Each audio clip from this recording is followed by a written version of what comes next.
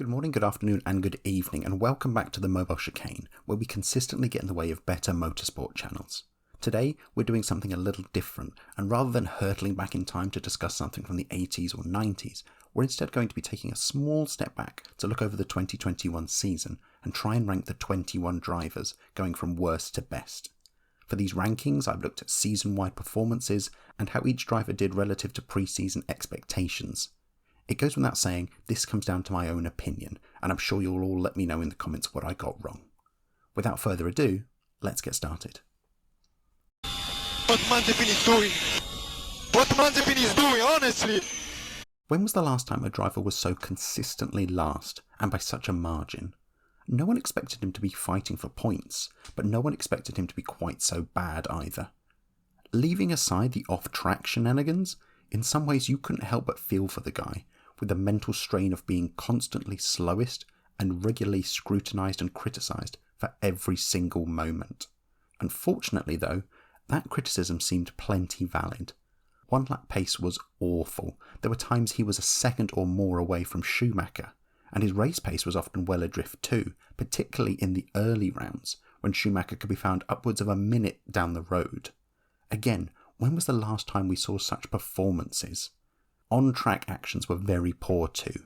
There were countless spins in the early rounds, notably 5 within the first weekend alone, prompting an entire rebrand to Mazespin. When battling for position, which was admittedly only with Schumacher, he was far too aggressive, almost like he was battling for the World Championship each time. Spoiler alert, he was not.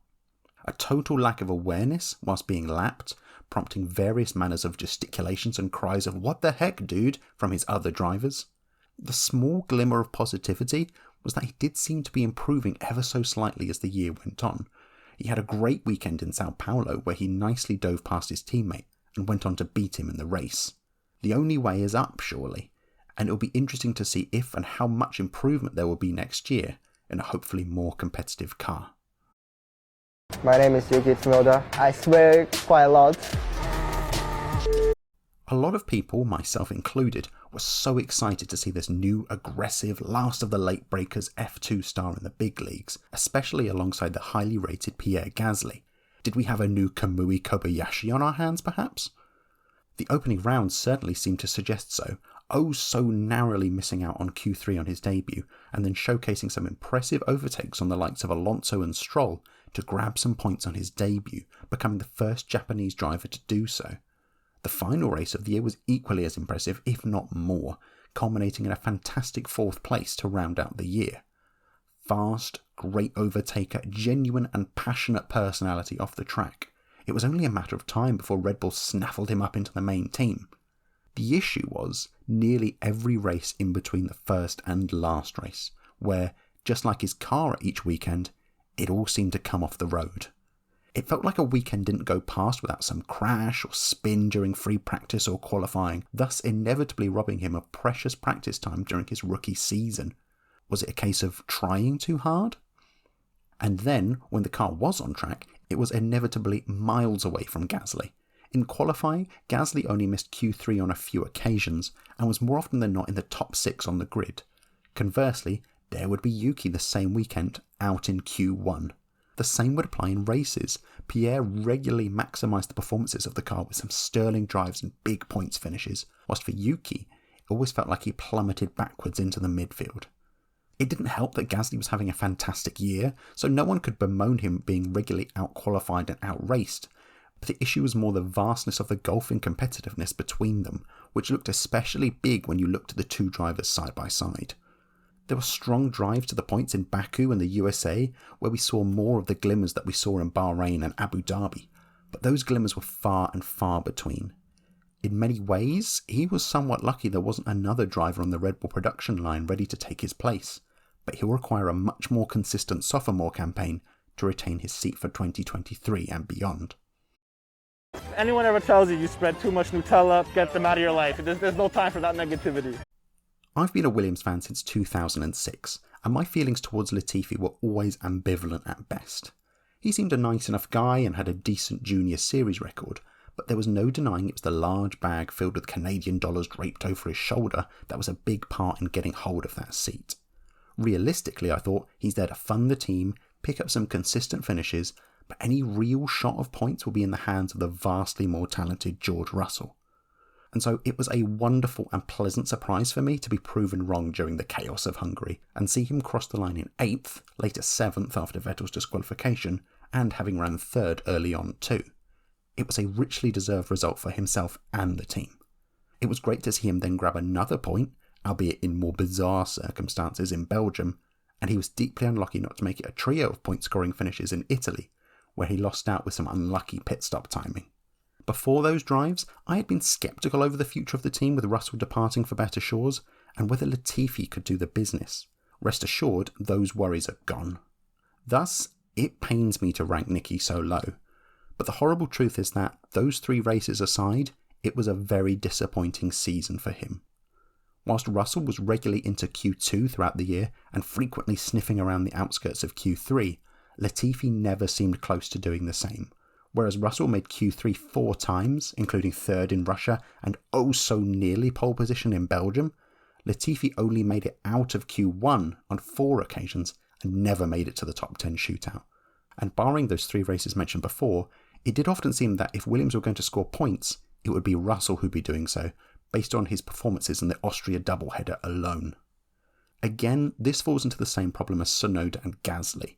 It was out of his control that his teammate was doing a truly superb job throughout qualifying and the races, but it was in his control to close that gap, and he didn't seem able to do that.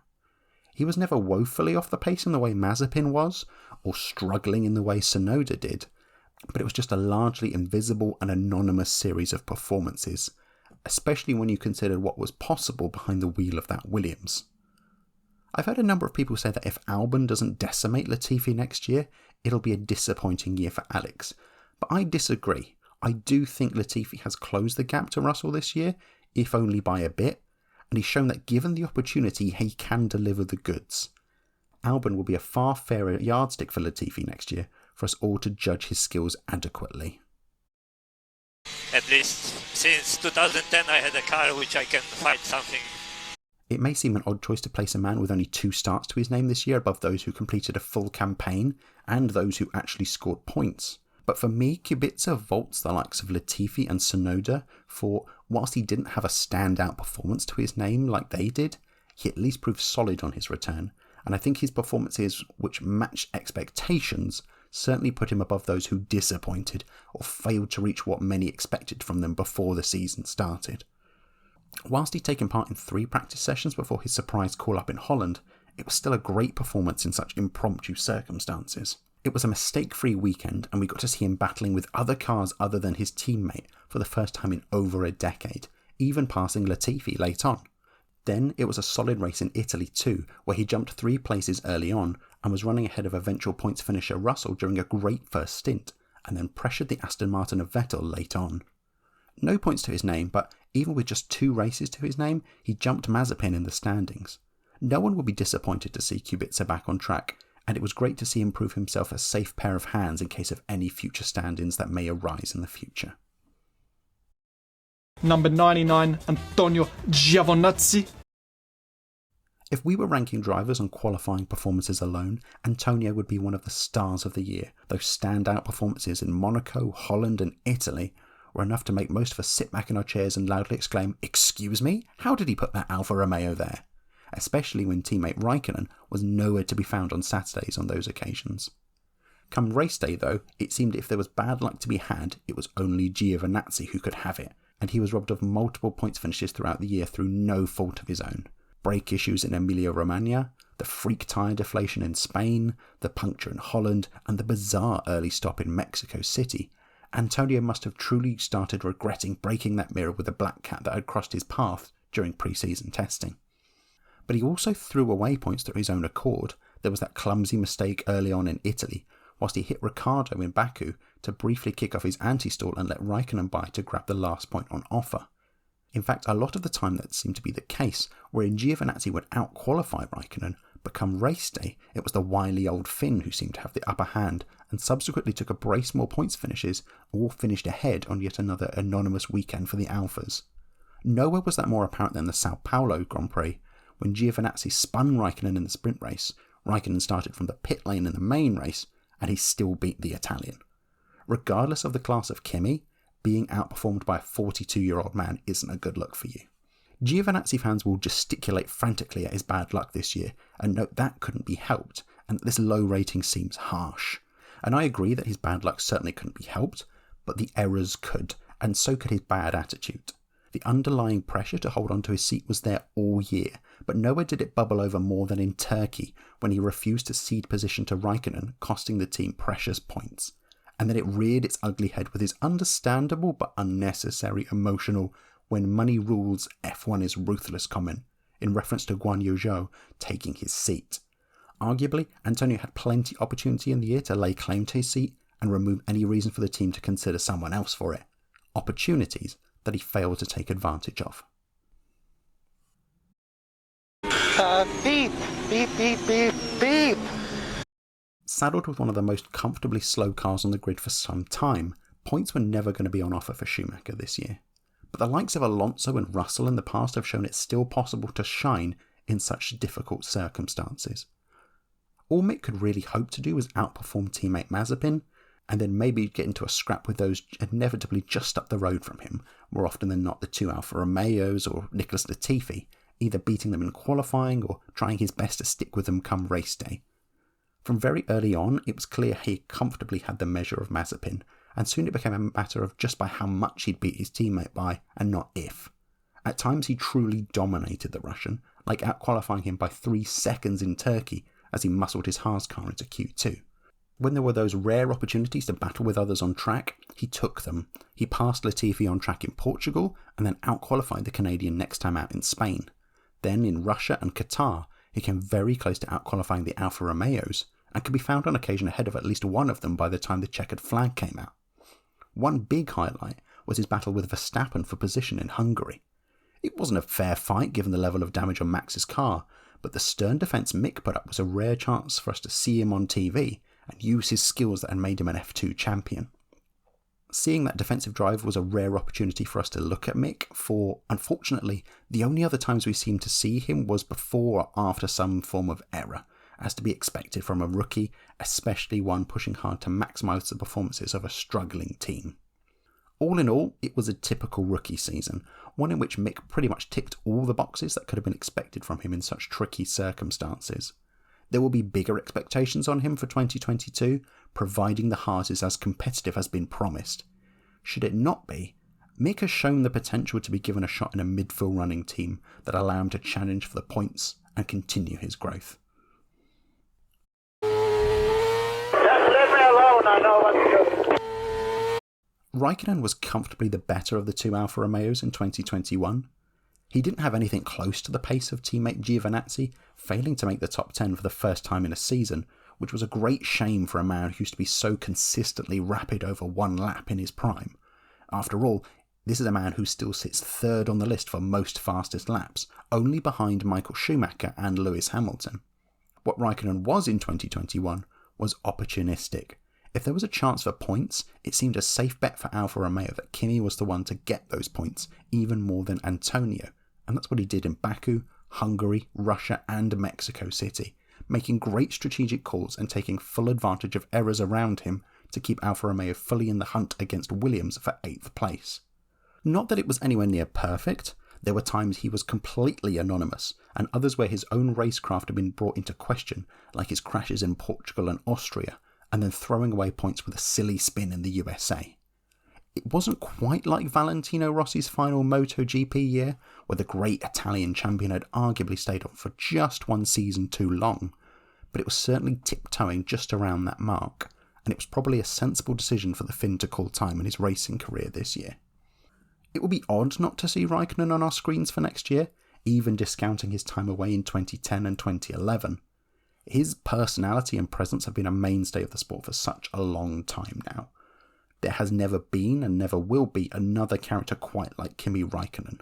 Personality and meme value aside, it would be easy for the modern generation, like those who've only just got into Formula 1 via Drive to Survive, to miss just how good Raikkonen was in his prime.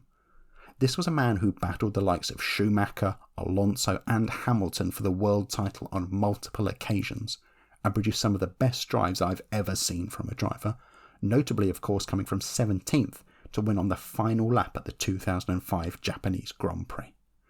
Kimi, thanks for the memories. What has happened? We need to know who's going to come out in front as we see Lance Stroll. How do you rate someone who we rarely saw much of in 2021, Monaco meme highlights aside? Stroll didn't do a whole lot wrong in 2021, but unlike so many others like teammate Vettel's podiums in Baku and Hungary, there was no standout moment for him. His 2020 performances, when he was as high as 4th in the World Championship at one point, took pole in Turkey, and was unlucky not to walk away with victory, must have seemed a lifetime ago throughout this largely anonymous year. There was a quiet consistency about Lance's campaign that understandably flew a little under the radar. At the beginning of the year, when the Aston Martin was off the pace, and Vettel was even more so, it was up to Lance to step up, and he did so. He comfortably had the upper hand over Vettel during the first 2 races, dragging that Aston Martin kicking and screaming into both Q3 and the points on both occasions. Throughout the rest of the year, he would pop up now and again in the lower half of the point scorers, and given the times Vettel was suffering his own struggles and unable to make that same headway, they were welcome points for both the driver and the team in a difficult year. At other times though, he was largely anonymous, as I said previously, and when he wasn't that, there were some embarrassing errors. There was that far too overly ambitious move into turn 1 at Hungary that ruined the race for himself and so many others, or his decision to switch to a bumper car strategy late on in Russia as he tangled with Vettel and Gasly. We know that when saddled with competitive machinery, Lance can shine, as he did in 2020. He is hoping that better is on the horizon for Aston Martin in 2022, because Lance is a talented driver who deserves a better tagline than just having his seat because his dad owns the team. There's something loose between my legs, apart from the obvious. To some, it might seem a surprise to see Sebastian ranked so low.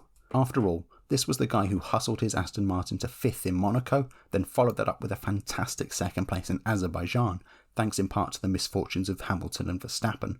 But he wouldn't have been in the position to take advantage of those maladies without some impressive tyre management. Then, at Hungary, he took full advantage of the opening lap chaos to climb the order and was arguably faster than Ocon in front, and it was only a delay at his stop and the tight nature of the Hungaroring that prevented him from taking what would have been a welcome and popular return to the top step of the podium. Looking at those shining examples, it can be easy to forget how much Vettel struggled during the opening rounds of the season, to the point that there were already questions about whether Aston Martin had made a huge error in signing the German, and whether they could scrape around to find an excuse to put reserve driver Nico Hülkenberg into the car. His debut in Bahrain was the epitome of that woefulness, with no one-lap pace seeing him out in Q1, getting a 5-place grid penalty for failing to slow under yellows, and then culminating in a clumsy manoeuvre into Ocon during the race. The next few races were also dismal, and it wasn't until that 5th place in Monaco that we saw the old Sebastian back. Still, even after then, we saw some of those silly and unnecessary errors that had begun to creep into his repertoire during his time at Ferrari. There was that spin whilst duelling with Alonso at Silverstone, and that bizarre choice to switch to slicks in the wet at Turkey.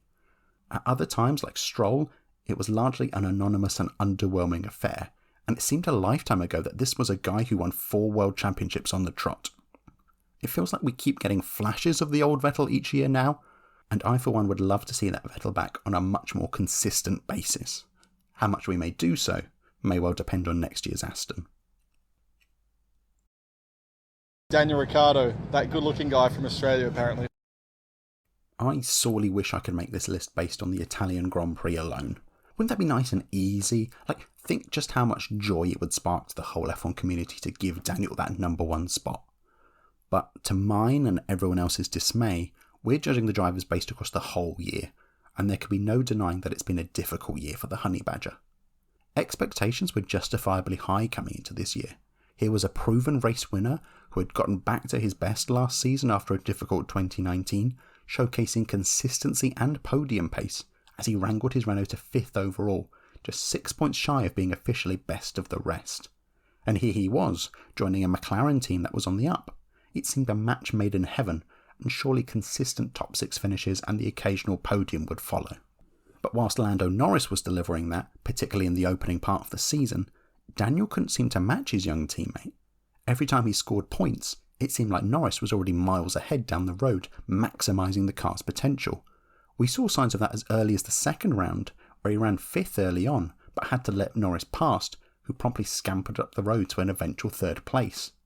And then there were other weekends where he just didn't seem to show up at all, and trundled around in the midfield all race long, never looking like threatening the points.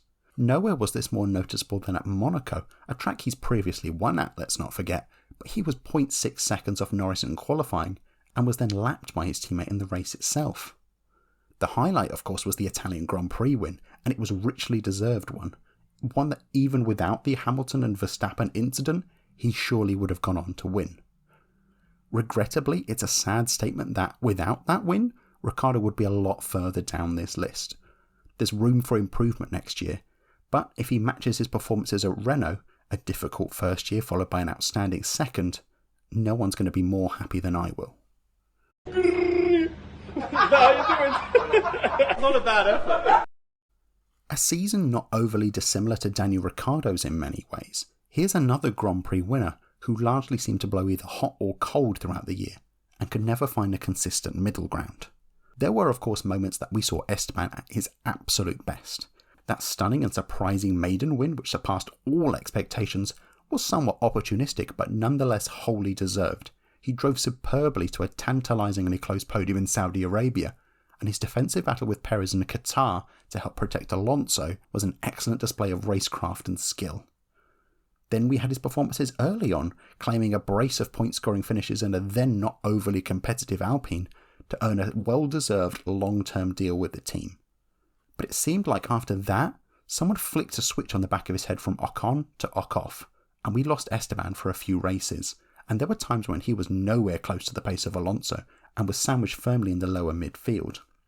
Even after Hungary, it seemed like a roll of the dice or a flip of the coin which would dictate which Ocon you'd get each weekend, which was a great shame given the level of consistency he'd shown early on.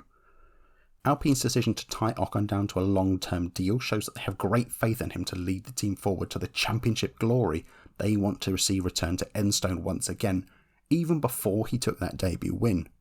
There is no doubt of the level of talent that he has, but for me, he needs to string together an entire season of Hungary, Qatar and Saudi Arabian performances before we can properly assess the Frenchman for a future title challenge.